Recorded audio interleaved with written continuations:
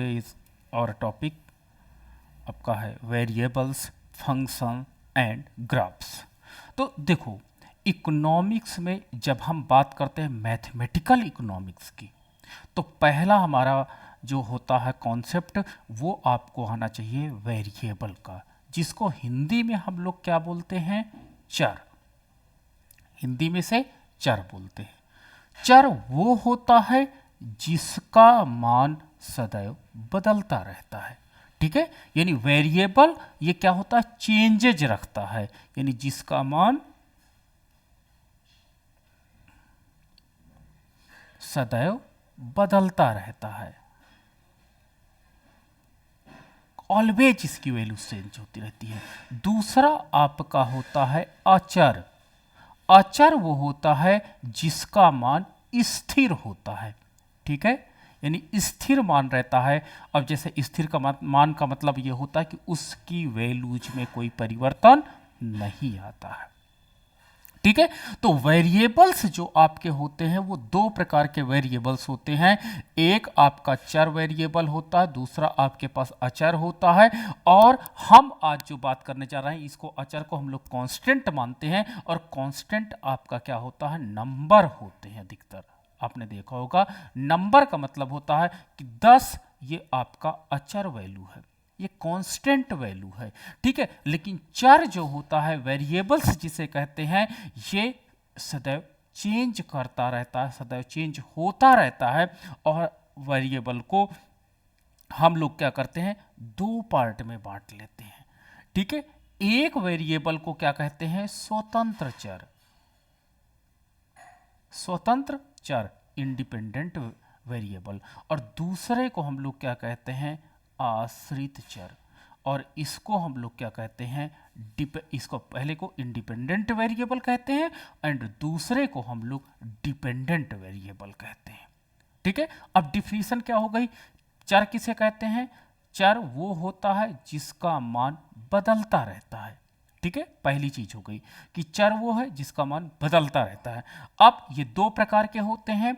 एक इसमें होता है स्वतंत्र चर। स्वतंत्र चर वो होता है जिसका मान स्वतः बदलता रहता है। ये याद रखना डिफिनीशन में, इसमें स्वतः शब्द लगा दिया जाता है, ऑटोमेटिक चेंज होता रहता है।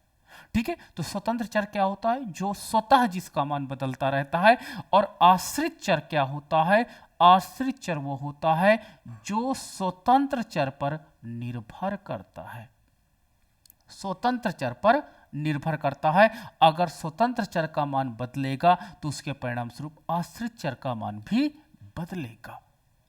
ठीक है, तो अब आपके पास क्या होगा कि स्वतंत्र चर वो चर होता है जिसका मान स्वतः बदलता रहता है। ठीक है, और आश्रित चर क्या होता है? वो होता है जिसका मान स्वतंत्र चर पर निर्भर करता है। तो इस तरह हम क्या कह सकते हैं? हम ये कह सकते हैं कि जो आपके पास डिपेंडेंट वेरिएबल है, डिपेंडेंट वेरिएबल है, ये dependent variable it is function of independent variable. Independent variable का फलन है। अगर इंडिपेंडेंट वेरिएबल का मान बढ़ता है, चेंज होता है, तो उसके परिणाम स्वरूप डिपेंडेंट वेरिएबल का मान भी बढ़ता या घटता है। तो हम क्या कह सकते हैं कि जो आपका आश्रित चर है, ठीक है, आश्रित चर है, ये डिपेंड किस पे करता है? ये स्वतंत्र चर पर निर्भर करता है।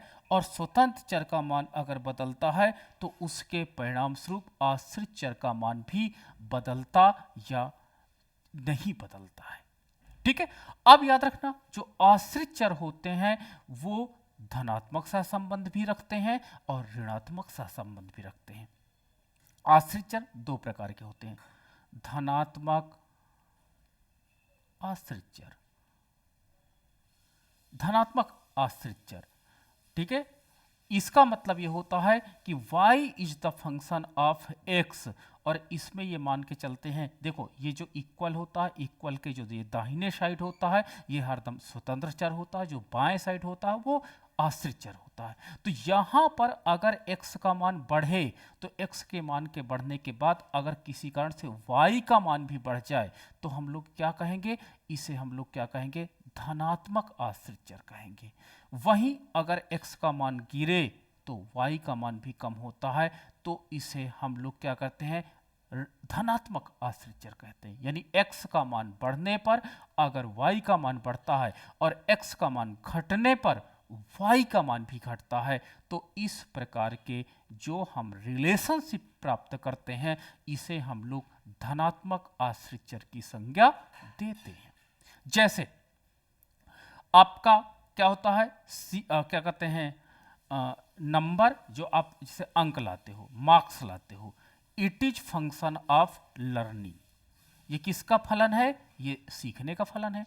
आप जितनी ज्यादा लर्निंग करोगे उतने अच्छे नंबर आते हैं। तो आप क्या कहोगे, both have the positive correlation, दोनों चरों के बीच क्या है, धनात्मक सहसंबंध है। लेकिन अगर आपकी लर्निंग कम हुई तो आपके अंक कम आएंगे, तो हम क्या कहेंगे, धनात्मक सहसंबंध, क्योंकि आपने पढ़ाई कम की है इसलिए आपके अंक कम है। तो इस प्रकार धनात्मक आश्रित चर वो चर होता है जिसमें स्वतंत्र चर में परिवर्तन जिस दिशा में होता है उसी दिशा में आश्रित चर में भी परिवर्तन पाया जाता है। ये आप डिफिनीशन एग्जाम में लिखोगे, आपसे पूछा जाएगा स्वतंत्र आश्रित चर किसे कहते हैं, तो आप कहोगे कि स्वतंत्र आश्रित चर में परिवर्तन देखने के लिए हमको क्या करना पड़ेगा, हमें जिस स्वतंत्र चर की दिशा जिस दिशा में बदलता, अगर उसी दिशा में आश्रित चर बदलता है तो हम क्या कहेंगे, निश्चित रूप से ये धनात्मक आश्रित चर है, पॉजिटिव डिपेंडेंट वेरिएबल है।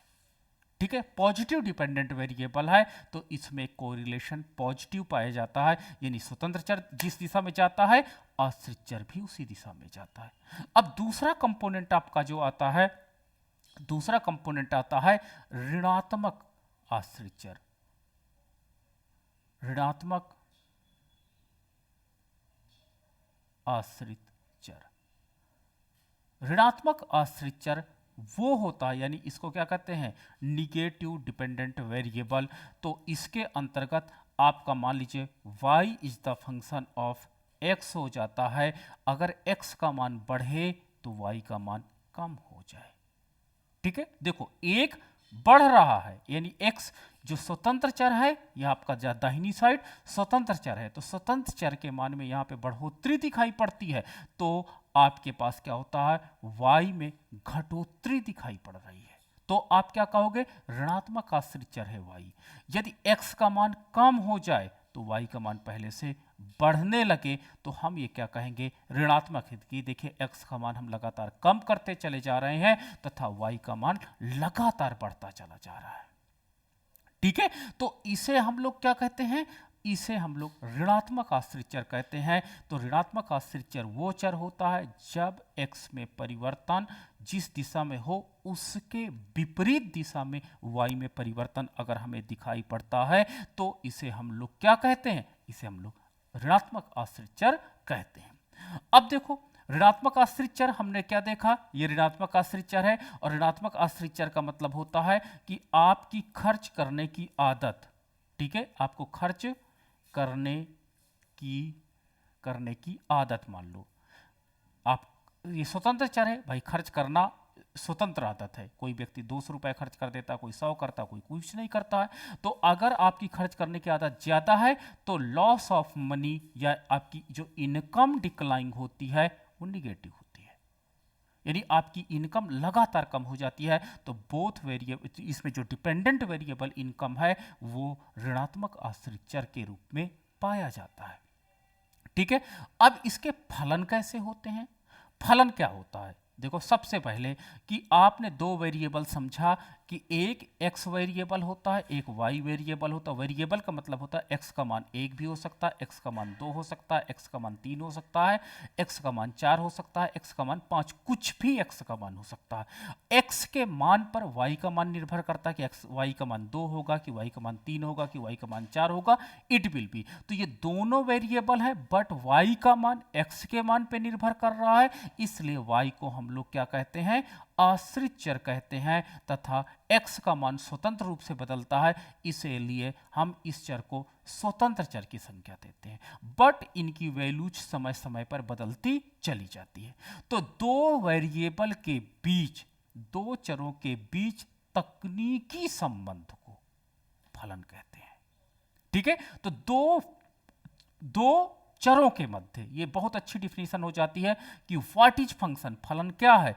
तो आप बताना कि दो चरों के मध्य तकनीकी, ये तकनीकी टेक्निकल शब्द यूज करना बहुत इंपॉर्टेंट है। तकनीकी सहसंबंध को या तकनीकी संबंध को हम फलन कहते हैं, फलन कहते हैं। तो दो, कम से कम दो हों, देखो मैक्सिमम कितने भी हो सकते हैं, 3 हो सकते हैं, 4 हो सकते हैं, 5 हो सकते हैं। तो दो चरों के मध्य तकनीकी संबंध को, अब तकनीकी संबंध अलग अलग हो सकता है। कभी कभी x का मान 1 गुना बदलने पर y का मान में कई गुना परिवर्तन दिखाई पड़ता है। ठीक है, तो ये जो टेक्निकल रिलेशनशिप है ये अलग अलग जगह पर अलग अलग पाया जाता है। तो ये फलनों के मध्य टेक्निकल संबंध को पाया जाता है। जैसे अगर मैं कह दूं y is the function of 2x plus 3, तो देखिए दो वेरिएबल हैं, यहाँ पर x आपका इंडिपेंडेंट वेरिएबल है तथा y आपका डिपेंडेंट वेरिएबल है, और इन दोनों वेरिएबल के बीच में तकनीकी संबंध है कि अगर x का मान मैं 1 बढ़ाता हूँ तो y का मान कई गुना बढ़ता है। कैसे? अगर x का मान इस फलन में मैं 1 रखूँगा तो y का मान कितना आएगा, पहले आएगा 2 1 जा 2 और 2 3 5, तो y का मान 5 आता है। जब मैं x का मान 2 रखता हूँ, 2 गुना x का मान करता हूँ, तो जब 2 दूनी 4 और 4 3 7 हो जाता है, तो y का मान बढ़ करके कितना मिल जाता है, 7 मिल जाता है। तो देखो x के मान में 1 गुना परिवर्तन करता हूँ तो y में आपका 2 का परिवर्तन दिखाई पड़ता है। तो this is the technical relationship. ठीक है, तो फलन क्या होता है, फलन रिप्रेजेंट करता है टेक्निकल रिलेशनशिप को। ठीक है, टेक्निकल रिलेशनशिप को फलन रिप्रेजेंट करता है। अब फलन दो प्रकार के पाए जाते हैं। कौन कौन से फलन पाए जाते हैं? पहला जो आपका फलन होता है monotonic increasing function, monotonic increasing function.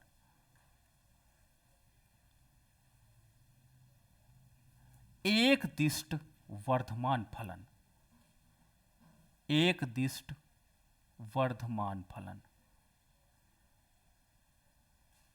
Exam में पूछा गया था एक बार, मैंने देखा यूनिवर्सिटी में। एक दिष्ट वर्धमान फलन से आप क्या समझते हो? तो देखो एक दिष्ट वर्धमान फलन का तात्पर्य होता है कि एक ऐसा फलन, ठीक है, एक ऐसा फलन जिसमें स्वतंत्र चर के मान में परिवर्तन के परिणाम स्वरूप मान को यदि बढ़ते क्रम में रखते हैं, यदि बढ़ते क्रम में रखते हैं तो y का मान, आश्रित चर y का मान भी, आश्रित चर का मान भी बढ़ते क्रम में प्राप्त होता है और एक निश्चित अनुपात से बढ़ता है।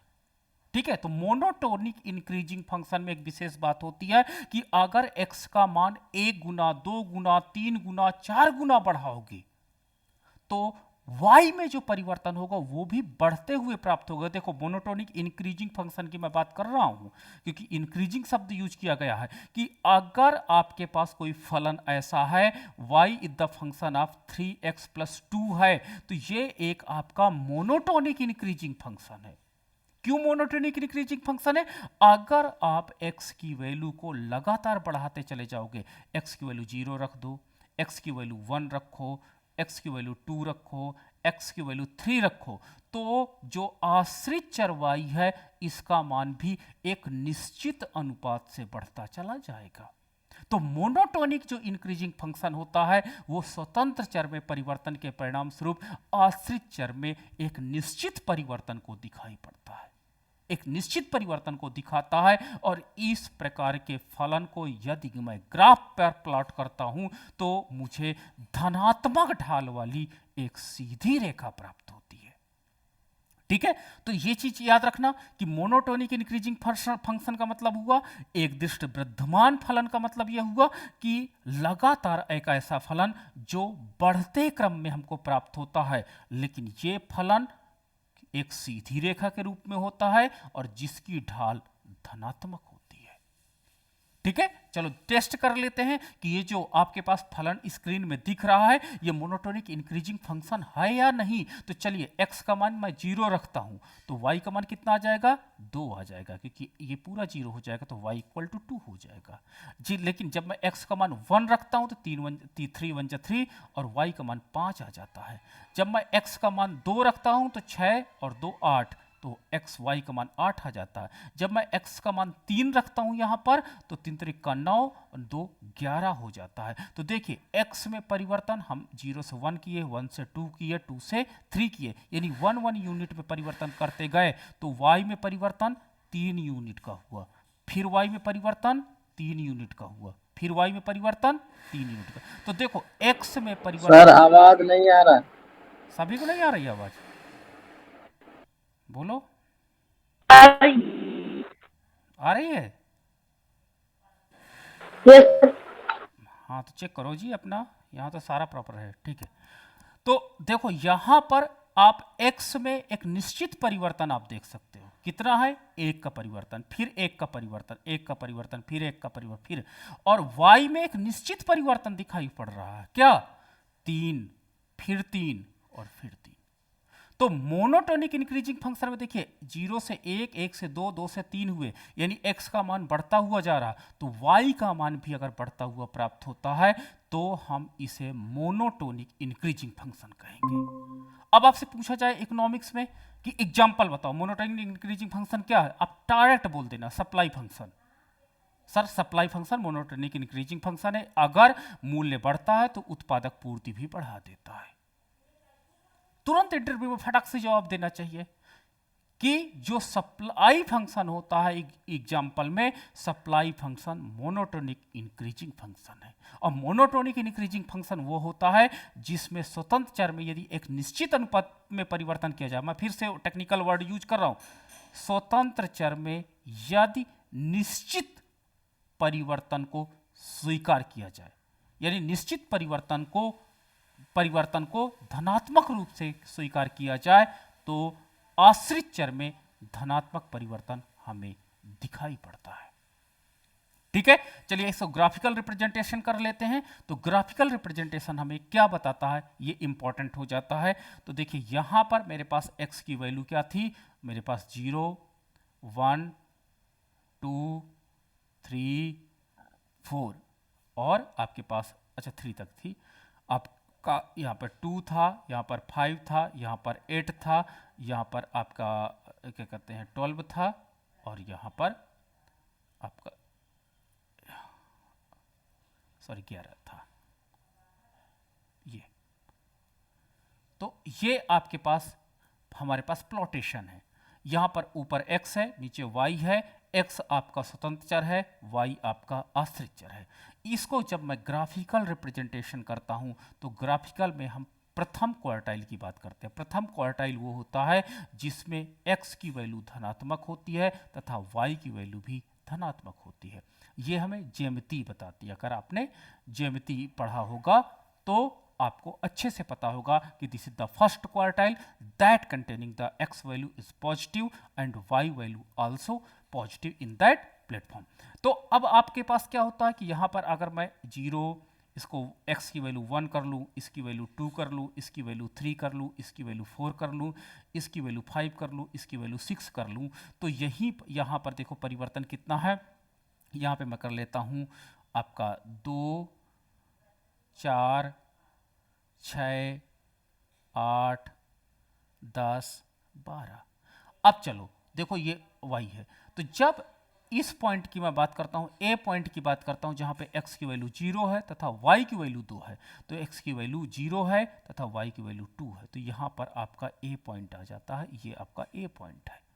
उसी प्रकार मैं बी पॉइंट की बात करता हूं तो बी पॉइंट वहां होता है जहां पर x की वैल्यू 1 है तथा y की वैल्यू 5 है, तो x की वैल्यू 1 है तथा y की वैल्यू 5 है, तो ये आपके पास यहाँ पर कोई बी पॉइंट मिल जाएगा।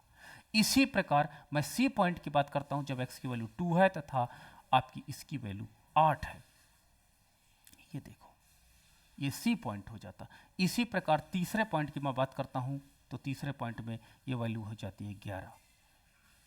अब इन पॉइंट्स को अगर आप मिला दोगे तो देखो एक सीधी रेखा मुझे प्राप्त होगी। ठीक है, याद रखना मोनोटोनिक इंक्रीजिंग फंक्शन कभी भी कर्व के रूप में नहीं होता है, तो एक सीधी रेखा के रूप में होता है। एक्स में अनुपातिक परिवर्तन निश्चित होता है, अनुपातिक परिवर्तन निश्चित होता है, तथा y में भी अनुपातिक परिवर्तन निश्चित होता है। आप देख ही सकते हो कि दोनों में। और देखो ये एक धनात्मक ढाल वाली रेखा है। धनात्मक ढाल का मतलब होता है कि दोनों वेरिएबल का मान यहां पर लगातार बढ़ता चला गया है। तो अब आपने सीख लिया कि मोनोटोनिक इंक्रीजिंग फंक्शन, तो मोनोटोनिक इंक्रीजिंग फंक्शन आपको इस प्रकार से मिलता है। मोनोटोनिक इंक्रीजिंग फंक्शन एक सीधी रेखा के रूप में होता है जिसमें स्वतंत्र चर में परिवर्तन जिस अनुपात में होता है उसी अनुपात में आश्रित चर में भी परिवर्तन हमें दिखाई पड़ता है। चलिए दूसरा पॉइंट है मेरा monotonic decreasing function.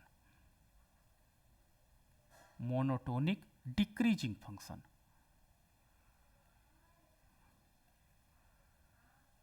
Monotonic decreasing function. अब देखो एक दिष्ट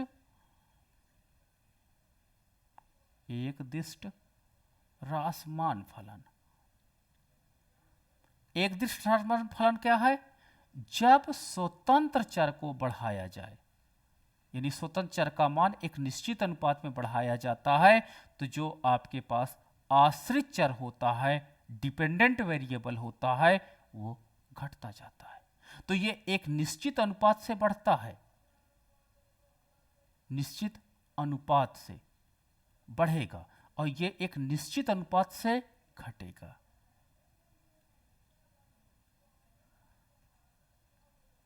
निश्चित अनुपात से घटेगा।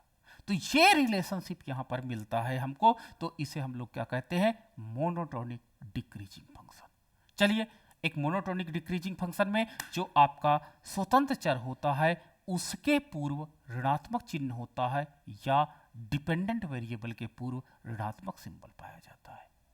कहीं ना कहीं एक ऋणात्मक सिंबल पाया जाएगा, चाहे इंडिपेंडेंट वेरिएबल पे चाहे डिपेंडेंट वेरिएबल पे। चलो देख लो, y equal to 20 minus 2x, ये आपका मोनोटोनिक डिक्रीजिंग फंक्शन है। दो वेरिएबल हैं y तथा x, लेकिन एक के पहले कौन सा सिंबल लगा है, एक के पीछे मैं कहूंगा कि सिंबल लगा है धनात्मक, वहीं पर आपका yx के पीछे आपका लगा है सिंबल ऋणात्मक। ठीक है, तो यहां पर देखिए कि इसकी पहचान होती है कि एक वेरिएबल दैट उसका सिंबल अलग होता है तथा दूसरा जो वेरिएबल होता है उसका सिंबल अलग होता है। तो इस प्रकार से, बट ये 1 की पावर वाले फलन होते हैं। 1 की पावर का मतलब होता है इसकी अधिकतम घात क्या है? 1 है। तो अधिकतर क्या, मैं ये मोनोटोनिक फंक्शन की एक विशेषता होती है कि मोनोटोनिक जो फंक्शंस होते हैं वो एक घात के होते हैं, तथा जो डिक्लाइन एक दृष्ट ह्रासमान फलन होता है उसके एक वेरिएबल के पीछे आपका क्या हो जाएगा? निगेटिव सिंबल पाया जाएगा। चलिए अब इसमें x की वैल्यू हम पुट करते हैं, देखते हैं कि जब x की वैल्यू हम पुट करते हैं तो पहली, दूसरी, तीसरी, चौथी, ये 0 वैल्यू, फिर 1 वैल्यू मैंने x की रखा, फिर 2 वैल्यू रखा, फिर 3। तो अब मैं देखता हूं कि जो डिपेंडेंट वेरिएबल y है उसका मान क्या होता है। जब मैंने 0 रखा तो पूरा 0, तो y की वैल्यू कितनी आ गई? 20। जब मैंने 1 रखा तो कितना हो जाएगा, या हाँ, तो 2 1 जा 2, तो y की वैल्यू कितनी आ गई? 18। जब मैंने 2 रखा तो y की वैल्यू क्या आ गई? 16। फिर जब मैंने 3 रखा तो कितनी वैल्यू आ गई? 14। तो देखो ये 1 के अनुपात में देखो बढ़ रहा है। देखो हर बार +1 +1 +1 बढ़ रहा है। लिए घट क्या रहा? 20 से 2 घटा, फिर 18, फिर 2 घटा 18, फिर 2 घटा 18। तो आप क्या कहोगे कि x की वैल्यू एक निश्चित अनुपात में बढ़ रही है और वहीं आपके पास y की वैल्यू एक निश्चित अनुपात में क्या हो रही है? कम होती जा रही। तो इस प्रकार के फलन को अगर हम प्लॉट करते हैं तो हमें मोनोटोनिक डिक्रीजिंग फंक्शन प्राप्त होगा, यानी एक दृष्ट ह्रासमान फलन मुझे प्राप्त हो जाएगा। और एक दृष्ट ह्रासमान फलन का मतलब ये होता है कि एक वेरिएबल में एक निश्चित अनुपात में परिवर्तन करने के परिणाम स्वरूप दूसरे वेरिएबल में एक निश्चित अनुपात में घटोत्तरी लगातार दिखाई पड़ती है। तो इस प्रकार के फलन को हम लोग क्या कहते हैं? हम लोग इस तरह के फलन को मोनोटोनिक डिक्लाइन फंक्शन या डिक्रीजिंग फंक्शन के नाम से जानते हैं। ठीक है, चलिए इसको हम प्लॉटेशन अगर करते हैं तो देखो इसमें क्या होता है, दोनों वेरिएबल चाहे आपका x हो चाहे y हो, दोनों वेरिएबल का जो वैल्यू है वो क्या है? धनात्मक वैल्यू है। तो इसको जब मैं ग्राफिकल रिप्रेजेंटेशन करता हूं तो फर्स्ट क्वार्टाइल में आपका प्रेजेंटेशन आता है, और फर्स्ट क्वार्टाइल में प्रेजेंटेशन आने का मतलब क्या होता है कि आपके पास x का मान 0, 1, आपका 2, आपका 3, आपका 4, आप 5, 6, और यहाँ पर आपका रखूँगा मैं 4, 8, 12, 16, 20 और 24। अब देखो जब x की वैल्यू 0 है तो y की वैल्यू कितनी है? 20 है, 20 नहीं 18 है। ये देखो 18 है, तो मुझे a पॉइंट मिल गया। ये देखो आपका ये 0 है तो 20 है, तो ये a पॉइंट है। तो चलो, तो यह आपका यहाँ पर है 20 है, तो ये आपका a पॉइंट है। ठीक है, ना कि नीचे वाला। एक मिनट, ठीक है, तो ये a पॉइंट है। अब जब मैंने 1 वैल्यू रखा तो कितना आया? 18। जब मैंने 2 वैल्यू रखा तो कितना आया? 16। जब 3 वैल्यू रखा तो कितना आया आपके पास? 3 वैल्यू रखने के पर मुझे 2 पर 18, 1 पर 18, 2 पर 16, 1 पर 18, 2 पर 16, 3 पर 14, तो 3 पर आपका हो जाएगा 14। तो इनको अगर मैं मिला देता हूँ तो एक सीधी रेखा के रूप में आता है, A point, B point, C point and D point मुझे मिल जाता है। तो ये जो आपका पास फलन होगा ये मोनोटोनिक डिक्रीजिंग फंक्शन के नाम से जाना जाता है। ठीक है, इसका बेस्ट एग्जांपल क्या है? Demand function. जो डिमांड फंक्शन आपके इकोनॉमिक्स में जितने भी यूज किए गए हैं, ठीक है, जिनकी पावर 1 की घात की हो, यानी क्या हो जाए कि यानी डिपेंडेंट वेरिएबल, इंडिपेंडेंट वेरिएबल, दोनों वेरिएबल को आपको चेक करना पड़ेगा, और जिस वेरिएबल में आपको क्या होता है 1 की पावर मिले तो समझ जाना कि ये मोनोटोनिक डिक्रीजिंग फंक्शन के नाम से जाने जाते हैं, और मोनोटोनिक डिक्रीजिंग फंक्शन ये होंगे। तो चलिए, मैंने आपके साथ डिस्कस किया वेरिएबल क्या होते हैं, मैंने आपके साथ डिस्कस किया फलन क्या होते हैं। अब फलन की जब मैं आगे बात करता हूं, ठीक है, तो एक आपके पास होता है फलन single value function and multi value function के नाम से भी जाना जाता है। तो चलिए आगे और कुछ प्रकार के फलन होते हैं, तो जिसमें मैं पहली बात करने जा रहा हूँ, एक तो आपने बात किया, अब मैं दूसरे पॉइंट पे बात करने जा रहा हूँ कि आपके पास सिंगल वैल्यू फलन क्या होते हैं, सिंगल वैल्यू फंक्शन क्या होते हैं, एंड मल्टी फंक्शन वैल्यूज क्या होते हैं। ठीक है, तो जब आपके पास क्या हो जाता है, जब आपके पास दो फलन स्पष्ट हों, ठीक है, तो स्पष्ट होने का मतलब क्या होता है कि एक ही मान निर्धारित हो। एक ही मान निर्धारित का मतलब होता है कि आपने कहा कि y is the function of x है, और आपने ये कहा y equal to x square है। अगर x का मान मैंने 1 रखा तो y का एक ही मान प्राप्त होगा, वो 1 होगा। ठीक है, तो इस प्रकार का जो आपके पास आंसर आता है कि जब कोई फलन केवल आपको एक आंसर दे, चाहे वो धनात्मक एक दे चाहे ऋणात्मक एक दे, तो इस प्रकार की वैल्यूज को हम लोग क्या कहते हैं, सिंगल वैल्यू फलन के नाम से जानते हैं। तो सिंगल वैल्यू फलन वो होते हैं जिसमें स्वतंत्र चर का मान 1 रखने पर केवल आंसर एक ही डिपेंडेंट वेरिएबल का आता है, दो वैल्यूज नहीं आते हैं। लेकिन अगर आपका मान लीजिए कोई ऐसा फलन है, ठीक है, जैसे आपके पास क्या हो जाए y इक्वल टू साइन -1, ठीक है। x, ये आपका पास फलन क्या हो जाएगा, y के मान कई हो जा सकते हैं, ठीक है। या आप क्या कर सकते हो, y equal to √x² √x हो जाए। अब x y की वैल्यू क्या हो जाएगी, +1 आएगी और एक माइनस में आ सकती है।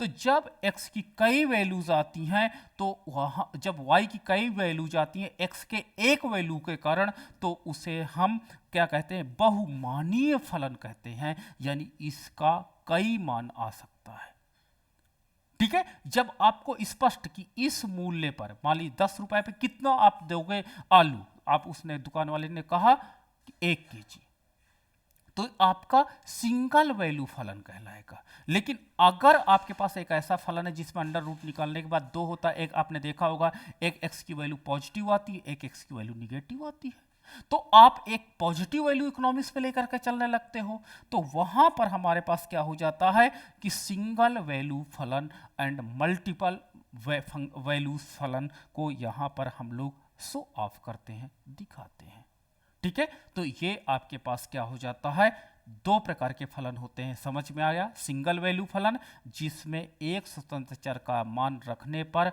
आश्रित चर का मान भी 1 प्राप्त हो, इसे हम लोग सिंगल वैल्यू फलन कहते हैं। वहीं जब एक स्वतंत्र चर का मान रखा जाए और आश्रित चर के कई मान प्राप्त हो, तो इसे मल्टी फंक्शन वैल्यू फंक्शन फलन के नाम से जानते हैं। अब दूसरी बात आती है सम फलन तथा विषम फलन। तीसरे की बात हम करते हैं, सम फलन तथा विषम फलन। सम फलन क्या होता है तथा विषम फलन क्या होता है। Even and odd function, even and odd functions.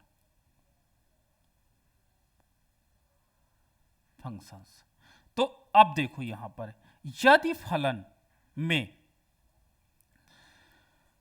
x का मान x की जगह पर -x रखा जाए, ठीक है, धन +1 की जगह -1 रखा जाए, ठीक है, लेकिन उस फलन में मान ना बदले, तो उस फलन को हम लोग क्या कहते हैं, सम फलन कहते हैं, ठीक है। सम फलन के नाम से जानेंगे।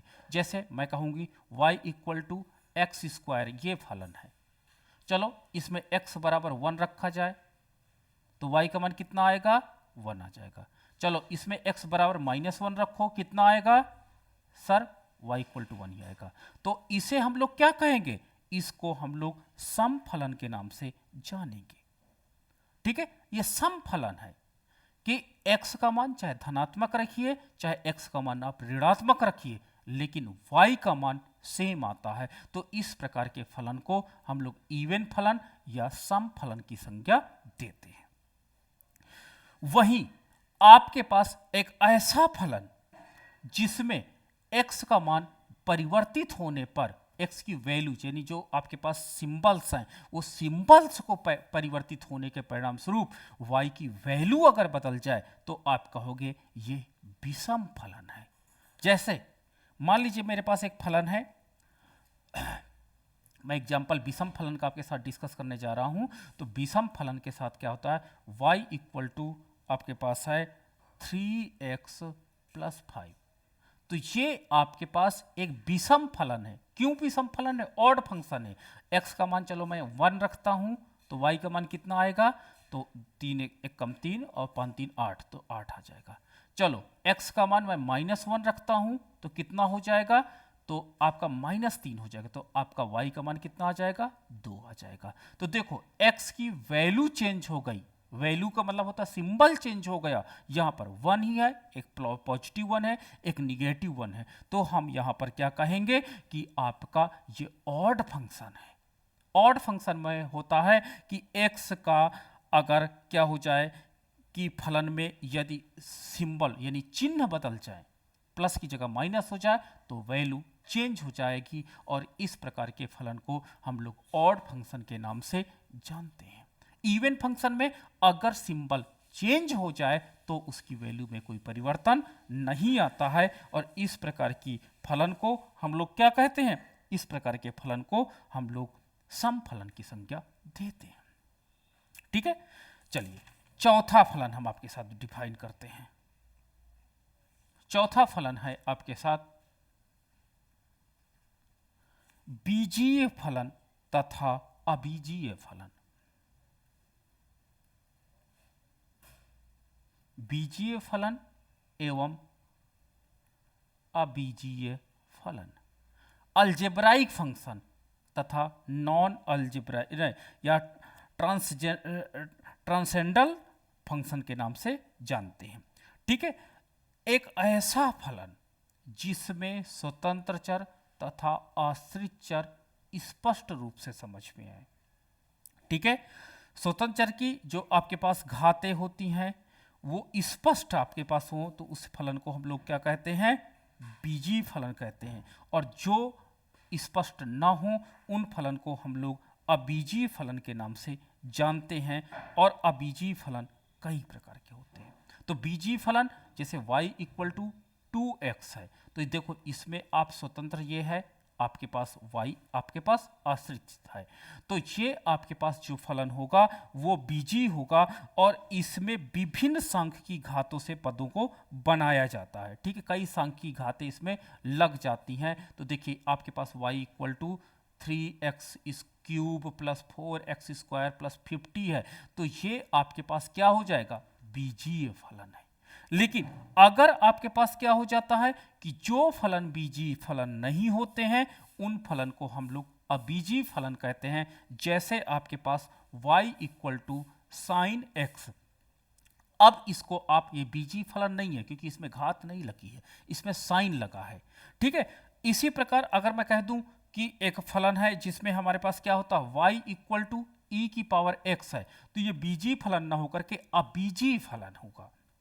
ठीक है, तो बीजीय फलन जिसमें क्या होता है सांख्यिकी घातों का प्रयोग किया जाता है वो अलजेब्राइक फंक्शन होता है, लेकिन जिसमें सांख्यिकी घातों का प्रयोग नहीं किया जाता वो अबीजीय फलन के नाम से जाना जाता है। तो ये हमने सीखा कि बीजीय फलन तथा अबीजीय फलन में बेसिक डिफरेंस क्या होता है। तो ये मैंने आपके साथ डिस्कस किया आपके साथ कि टाइप्स ऑफ द फंक्शन। अब आपके कोई प्रश्न हो तो जरूर